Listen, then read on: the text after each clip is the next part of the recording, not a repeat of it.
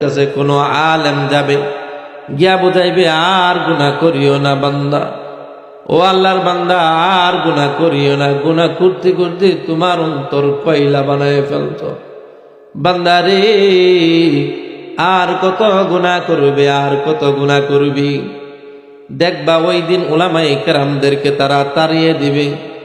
বর্তমান যখন কোনো মানুষের কাছে গিয়া বলা হয়, উলামায়ে কেরাম গিয়া বলে এটা সুদ, এটা খায়েন না, সুদ খাওয়া ভালো না। যখন বলা হয় এটা ঘুষ খাওয়া ভালো না, ঘুষ খাবেন না, দেখবেন এক পার্টি বলবে হুজুররা কি বুঝে, জায়েজ না জায়েজ আমার থেকে বেশি বুঝেনি। গুনাহ করতে করতে অন্তর কয়লা বানায় ফেলছে, এরপরেও গুনাহ করে আর করে, কিন্তু গুনাহ থেকে মুক্ত হওয়ার কোনোদিন আশা করে না।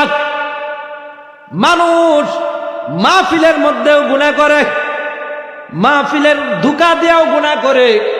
বিশ্বাস না হলে আশপাশে দেখবেন যখন মাহফিল হয় কোথাও বা এখানে হইতেছি, অনেক মহিলা অনেক মেয়েরা দেখবেন দোকানপাটে যাইতেছে, তারা তো নিজের পর্দা আদে করতে হবে সেটাও কোনোদিন ভাবে না। নিজের পর্দা করলে যে পর্দা করা যে ফরজ এটাও বুঝে না। মানে গুনাহ এমন পর্যায়ে চলতেছে যেটার কোনো শেষ নাই। আল্লাহর নবীর সাহাবী বলেন, ইয়া রাসূলুল্লাহ, ইয়া হাবিবাল্লাহ, ওগো আল্লাহর নবী, বিশ্ব নবী রাহমাতুল লিল আলামিন, আরেকটা বড় আশ্চর্য জিনিস দেখেছি। আল্লাহর নবী বলেন, ও সাহাবী কি দেখেছো সেটা বলো।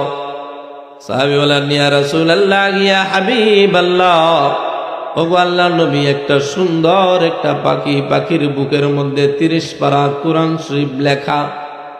পাখিটা দেখতে এত সুন্দর, এত চমৎকার, কিন্তু আমার মনের মধ্যে কৌতূহল লাগলো, ওই পাখিটা ময়লা আবর্জনার মধ্যে ডাস্টবিনের পাশে বসিয়া পোকামাকড় খাচ্ছে। ইয়া রাসূলুল্লাহ, ইয়া হাবিবাল্লাহ, ও আল্লাহর নবী, এটা আমার কাছে বড় আশ্চর্য লাগলো। আল্লাহর নবী বলেন, ও আমার সাহাবী, এমন একটা জামান আসবে যেই জামানার মধ্যে মানুষ 30 পারা কোরআনের হাফেজ হবে। 30 পারা কোরআনের হাফেজ হওয়ার পরেও গুনাহের কাজে লিপ্ত থাকবে, জিনার কাজে লিপ্ত থাকবে। মুসলমান এই জামানাটা মনে হয় আমরা পেয়েছি। আল্লাহর নবীর সাহাবী বলেন, ইয়া রাসূলুল্লাহ, ইয়া হাবিবাল্লাহ, ওগো আল্লাহর নবী, বিশ্ব নবী রাহমাতুল লিল আলামিন, 3 নাম্বার একটা স্বপ্নে দেখেছি। ইয়া রাসূলুল্লাহ, ইয়া হাবিবাল্লাহ,